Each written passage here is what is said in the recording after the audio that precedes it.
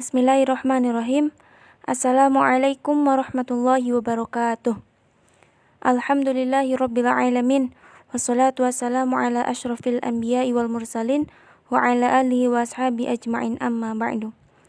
Kaifa halukunna ayyuhat talibat al-mahbubah? Arju minkunna bi khairin. Alhamdulillah, pada kesempatan kali ini kita bisa melanjutkan materi pembelajaran di Tafsirul Quran untuk kelas 10. Ustazah sedikit mengulang materi pembelajaran yang pernah Ustazah sajikan minggu lalu, yaitu tentang bab 1 Ta'riful Quran Lughatan. Di sana ada beberapa pendapat yang mana pasti semuanya mempunyai dalil dan mempunyai kekuatan masing-masing. Baiklah, untuk yang pertama, kemarin sudah dijelaskan ta'riful Quran lughatan 'inda Syafi'i, yaitu pengertian Al-Quran secara bahasa menurut siapa? Menurut Imam Asy-Syafi'i. Beliau mengatakan bahwasanya Al-Quran adalah nama khusus, bisa disebut dengan isim alam ya. Nama khusus atau asli, murni, tidak berasal dari kata apapun. Jadi sudah ada namanya tersendiri, namanya khusus, dan dia tidak mempunyai asal kata apapun, tidak mempunyai fiil atau tasrifan dan sebagainya. Nah, sebanding juga dengan kitab-kitab yang lainnya seperti Taurat, Injil, Zabur. Nah, semua kitab-kitab tersebut juga tidak mempunyai tasrifan sendiri atau tidak mempunyai asal katanya. Karena menurut beliau, kalau misalkan Al-Quran itu dia berasal dari kata qara'a yaqra'u atau qara'ta qara'ti, maka semua yang dibaca adalah Al-Quran. Nah, ini menurut pendapat Imam Asy-Syafi'i ya. Al-Quran mu'arrafu bi anna laisa mushtaqan wala mahmuzan bal irtajal. Baik, selanjutnya di sini pendapat yang kedua menurut siapa? Ta'riful Qur'anu 'indal Farra. Pengertian Al-Quran menurut Al-Farra. Di sini sudah bacakan dulu. Innahu mushtaqun minal qara'in jam'ul qarinah li'anna ayatahu yushabbihu ba'duha ba'dan faka'anna ba'duha qarinah ala ba'din wa wadihun anna nuna fil qara'in asliyatun. Nah, di sini Farra berpendapat bahwasanya Al-Quran itu jamak dari qarinah ya. Minal qara'in, jamaknya qarinah. Karena ayatnya menurut beliau itu dia menyerupai antara ayat dengan satu dan yang lainnya, ba'duha ba'dan, sebagian ayatnya itu dia menyerupai atau berhubungan ya, saling bersinambungan antara yang satu dengan yang lainnya. Atau juga qarinah bisa diartikan sebagai petunjuk atau indikator. Ini menurut Farra. Kemudian yang ketiga, indal al-Asy'ari. Yaqulul al-Asy'ari wa aqwamu yutabi'unahu ala ra'yihi innahu mushtaqun min qarana syai' bi syai' idza damahu ilaihi li'anna sur wal ayat taqrunu fihi wa yadhummu ba'duha ila ba'din. Nah, Al-Asy'ari mengatakan wa aqwamu yutabi'unahu berarti bersama pengikutnya ya. Mereka berpendapat bahwasanya Al-Qur'an itu adalah mushtaq dari apa? Qarana syai' bi syai' ya, menggabungkan sesuatu dengan sesuatu yang lainnya. Idza mau ilaihi, dan kata ini dijadikan sebagai kumpulan wahyu yang diturunkan kepada Nabi Muhammad SAW. Kenapa? Qarana syai' bi syai' li'anna sur wal ayat taqrunu fi wa yadummu ba'du ila ba'din. Karena ayat-ayat, surat, ayat dan huruf-huruf dalam Al-Qur'an itu saling beriringan dan saling digabungkan. Wa yadummu ba'du ila ba'din. Sebagian ayatnya menghubungkan dengan ayat-ayat yang lainnya, digabungkan ya. Jadi saling digabungkan, saling beriringan. Nah, kemudian ta'riful Quran indal Zujaj.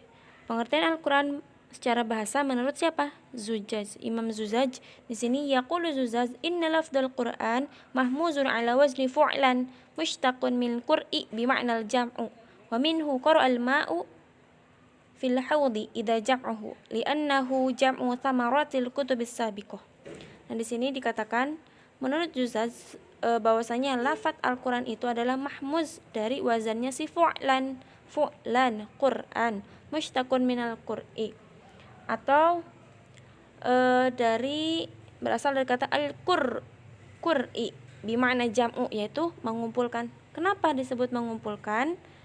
Karena jam'u samaratil kutubus sabiqah. Pertama, Al-Quran terdiri dari kumpulan surat-surat dan ayat-ayat yang memuat kisah-kisah dan perintah-perintah beserta larangannya isinya.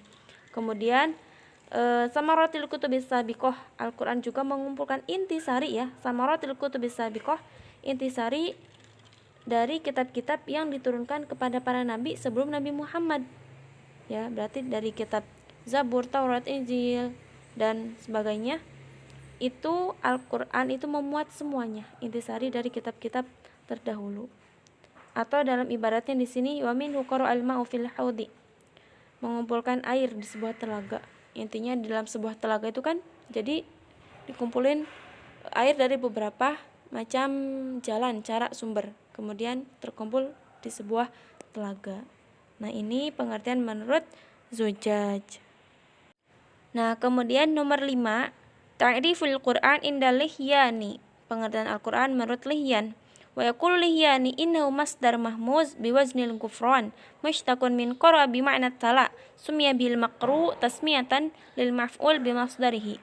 Nah, di sini Lihyan berpendapat bahwasanya Al-Quran itu adalah masdar mahmuz dengan wazannya al-ghufran, yaitu berarti qara'a yaqra'u Qur'anan al-maqru, maf'ulnya ya, maf'ul dari kata qara'a. Atau mushtaqun min qara'al bimakna tala, yang mana artinya itu tala sama membaca atau bacaan Al-Quran.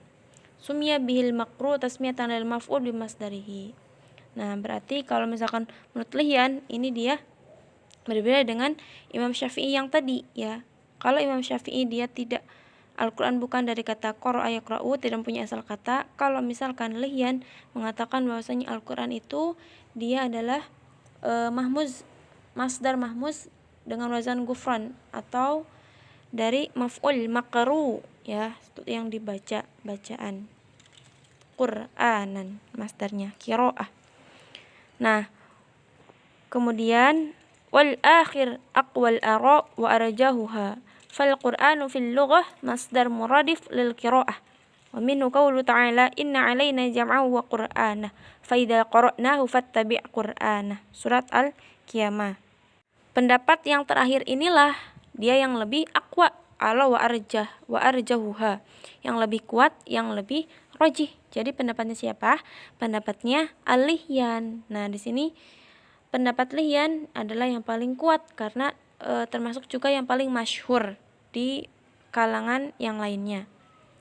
Nah, di sini dalilnya ada inna 'alaina jam'ahu wa qur'anah fa idza qara'nahu fattabi' qur'anah. Yang artinya sesungguhnya atas tanggungan kamilah menyimpannya di dadamu, yaitu mengumpulkan Al-Quran di dadamu agar tidak hilang, wa qur'anah, dan juga menetapkan bacaan lisannya. Fa idza qara'nahu fattabi' qur'anah, dan jika kami telah selesai membacakannya, maksudnya malaikat Jibril telah selesai membacakan ayat tersebut atau Al-Quran tersebut, fattabi' qur'anah, maka nanti ikutilah bacaannya. Nah, ini dalil di sini berarti menunjukkan bahwasanya Al-Quran itu lebih masyhur, pengertian Al-Quran lebih masyhur menurut Al-Lihyani, yaitu bacaan. Kemudian setelah kita menyelesaikan ta'riful Quran lughatan, berarti kita melanjutkan ke ta'riful Quran indal ulama. Di sini ada beberapa ulama yang berpendapat tentang Al-Quran tersebut. Yang pertama inda Syafi'i, kemudian indal usuliyin, kemudian inda Syekh Muhammad Salim Muhasain, dan terakhir menurut Syekh As-Sabuni. Nah, langsung saja yang pertama yaitu menurut inda Syafi'i, Al-Quranul kalamul al-munazzalu ala Nabi sallallahu alaihi wasallam. Berarti beliau berpendapat bahwasanya Al-Quran adalah kalam Allah, ya, lafaz Allah yang diturunkan kepada Nabi Muhammad sallallahu alaihi wasallam. Jelas ya. Itu yang paling simpel menurut Imam Asy-Syafi'i. Kemudian yang kedua, Al-Qur'anu 'indal usuliyyina wal fuqaha'i wal ulama'il arabiyyah. Al-Qur'an menurut para usul fikih dan bahasa Arab ya, wa ulama il Arabiyyah, pakar bahasa Arab, mengatakan annahul lafdzul al-munazzalu 'ala nabi sallallahu alaihi wasallam min awal al-Fatihati ila akhir suratin Nasi. Yang artinya berarti beliau berpendapat bahwasanya Al-Quran adalah lafaz Allah, kalam Allah yang diturunkan kepada Nabi Muhammad sallallahu alaihi wasallam dari awal surat Fatihah dan diakhiri dengan surat An-Nas. Nah, ini ditambah sedikit deskripsinya ya, dari awal surat Fatihah yang pertama kali buka Al-Quran. Nah, di sana pasti ada surat Al-Fatihah, kemudian diakhiri dengan surat An-Nas. As-salis inda Syekh Muhammadin Salimin Muhasaini naqlan an irsadil fuhul qailan. Nah, berarti ini menurut Syekh Muhammad Salim Muhasain menukil ya, memindahkan an irsadil fuhul dari kitab apa? Irsadil fuhul, kitab Irsyadil fuhul, berkata inna Qur'ana kalamullahi ta'ala al-munazzalu 'ala nabiyina Muhammadin sallallahu alaihi wasallam al-maktubu fil masahifi al-mankulu ilaina bitawatur al-muta'abbadu bitilawatihi al-mutahaddi bi aqsari suratin minhu. Nah, beliau mengatakan bahwasanya Al-Qur'an sama ya, kalam Allah yang diturunkan kepada nabi kita siapa? Nabi Muhammad sallallahu alaihi wasallam, yang ditulis al-maktub fil masahif, yang ditulis dari lembaran-lembaran ya, yang nantinya menjadi mushaf, ditulis dalam mushaf. Kemudian al-manqulu ilaina bitawatur, dan sampai kepada kita itu secara apa? Bitawatur itu sama seperti berarti berangsur-angsur ya, turun kepada kita itu secara berangsur-angsur. Al-muta'abbadu bitilawatihi, dan membacanya adalah ibadah. Kemudian juga al-mutahaddi bi aqsari suratil minhu, dan dari surat yang paling pendek itu adalah merupakan tantangan bagi umat Islam, apalagi bagi umat-umat yang menantang atau bukan ahlus sunnah wal jamaah ya. Jadi dari mulai surat yang terpendek itu isinya itu tantangan bagi kita untuk terus mempercayai dan menjadikan Al-Quran sebagai pedoman hidup kita. Nah, kemudian ar-rabi' inda Syekh As-Sabuni ya. Di sini menurut Syekh As-Sabuni, kalamullahi al-mu'ajjazu al-munazzalu ala khatimil anbiya'i wal mursalin biwasitatil amin Jibril alaihi salam al-maktubu fil masahif al-manqulu ilaina bitawatur al-muta'abbadu bitilawatihi al-mabdu'u bi suratil Fatihati al-mukhtatamu bi suratin Nasi. Nah, berarti ini lebih detail lagi ya, tapi intinya sama, dari pengertian yang pertama sampai yang keempat ini sama semuanya.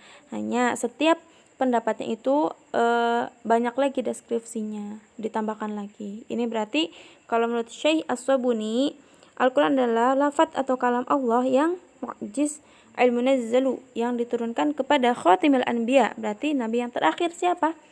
Nabi Muhammad SAW, melalui siapa? Biwasitatil aminil Jibril, melalui malaikat Jibril, dan ditulis di dalam mushaf, kemudian disampaikan kepada kita secara berangsur-angsur sesuai dengan kondisi pada zaman itu. Butuhnya dalil tentang apa nih ya, perkara tentang itu tentang apa. Kemudian membacanya adalah ibadah, dan diawali dengan surat Fatihah, diakhiri dengan surat Nas. Itu menurut Syekh As-Sabuni. Nah, berarti dari sana bisa kita simpulkan bahwasanya Al-Quran itu turun secara berangsur-angsur sesuai dengan kejadian dan yang dibutuhkan pada waktu itu. Perkara ini sedang terjadi apa sih? Ya, perselisihan tentang apa sih? Maka nanti diturunkanlah Al-Quran tentang peristiwa tersebut agar umat itu, masyarakat itu dia memperhatikan ya. Nah, di sini dalilnya itu kalau nggak salah ya surat Al-Isra ya. Wa Qur'anan faraqnahu litaqra'ahu 'alan nasi 'ala muqsin wa nazzalnahu tanzila. Ya, dan Al-Qur'an itu diturunkan kepadamu secara berangsur-angsur, litaqra'ahu 'alan nasi 'ala muqsin ya. Agar apa? Agar kamu itu membacakan kepada manusia secara perlahan-lahan ya. Wa nazzalnahu tanzila, dan kami turunkannya itu bagian demi bagian. Nah, berarti di sana sudah jelas bahwasanya Al-Quran diturunkan secara berangsur-angsur. Agar apa? Agar tidak tergesa-gesa, tidak terburu-buru, dan bisa difahami. Kalau semuanya langsung, maka nanti sulit memahaminya. Ya, setiap kejadian yang ada, maka nantinya turunlah ayat tentang peristiwa tersebut. Ya, karena Al-Quran itu diturunkan berangsur-angsur selama 23 tahun sesuai dengan kejadian pada saat itu. Nah, ada juga yang mengatakan bahwasanya Al-Quran itu turun dari Lauhul Mahfudz ke langit dunia atau Baitul Izzah. Nah, berarti tahapannya seperti ini. Pertama, Al-Quran itu di Lauhul Mahfudz, kemudian turun ke Baitul Izzah, diturunkan ke Baitul Izzah atau ke langit dunia itu secara langsung, ya, satu mushaf langsung. Dalilnya berarti inna anzalnahu fi lailatul qadar. Sesungguhnya telah kami turunkan kapan? Al-Quran itu pada malam Lailatul Qadar. Nah, itu secara langsung dari Lauhul Mahfudz ke Baitul Izzah atau ke langit dunia. Nah, kemudian setelah Al-Quran tersebut di langit dunia atau di Baitul Izzah, nah baru turun kepada Nabi Muhammad secara berangsur-angsur melalui siapa? Melalui malaikat Jibril. Nah, begitu. Jadi pertama dia secara langsung, kemudian dari langit dunia atau Baitul Izzah kepada Nabi Muhammad sampai secara bertahap atau berangsur-angsur. Karena Al-Quran huwan nur, ya. Al-Quran itu adalah cahaya. Karena tanpa Al-Quran kita tidak bisa melihat apapun. Ya, nggak tahu kita di depan tuh ada apa, di samping ada apa, di belakang ada apa. Karena kita sangat butuh dengan Al-Quran. Kemudian juga ada sebagian aliran yang kecuali Ahlus Sunnah wal Jamaah itu mengatakan bahwasanya Al-Quran wal makhluk, ya, Al-Quran itu adalah makhluk, tetapi itu berbanding kebalik dengan Ahlus Sunnah wal Jamaah. Ya, mereka mengatakan bahwasanya Al-Quran laisa bimakhluk. Al-Quran itu adalah bukan makhluk. Memang kalam Allah, ya, lafaz Allah yang diturunkan kepada Nabi Muhammad, tetapi itu bukan makhluk, tapi buat pedoman buat kita, cahaya, ya, penerang, terus juga isi-isi semua ada di sana, dan nanti juga diperjelas atau penjelasannya melalui al-hadis. Makanya kenapa kita patokannya, ya, pedomannya kepada Al-Quran dan hadis. Kemudian nantinya kan ada qiyas, ada ijtima ulama. Nah, tetapi yang dasar yang pertama atau patokan yang pertama adalah Al-Quran dan hadis. Nah, itu berarti pengertian Al-Quran secara menurut para ulama usul fikih, fakar Arab, Imam Syafi'i, dan yang lainnya. Nanti juga di pembahasan selanjutnya di sana ada pengertian Al-Quran secara istilah, tapi itu nggak beda jauh dengan yang saya jelaskan sekarang. Itu nggak beda jauh. Nah, ternyata kesimpulannya juga ada di bait terakhir, ya, di sini dari saya bacakan.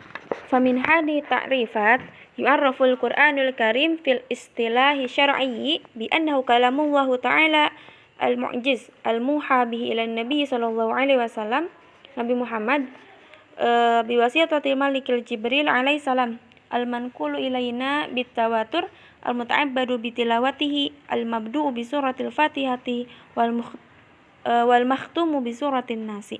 Sama, ya. Al-Quran adalah lafaz Allah yang diturunkan kepada Nabi Muhammad, diwahyukan kepada Nabi Muhammad melalui perantara siapa? Malaikat Jibril, dan nanti sampai kepada kita secara berangsur-angsur, yang mana membacanya adalah ibadah, di awal dengan surat Fatihah dan akhir dengan surat An-Nas. Nah, mungkin penjelasan Ustazah sampai sini dulu, ya, pengertian Al-Quran secara bahasa, ta'riful Quran lughatan wa ta'riful Quran 'inda ulama. Nah, ini sampai situ dulu. Kita lanjutkan insyaallah di pertemuan yang selanjutnya, ya. Semoga masih diberi kesempatan dan diberikan kesehatan, ya. Dari saya cukup sekian. Akhirul kalam, ma'an najafi kulli umur. Syukran ala husni ihtimamikum. Wassalamualaikum warahmatullahi wabarakatuh.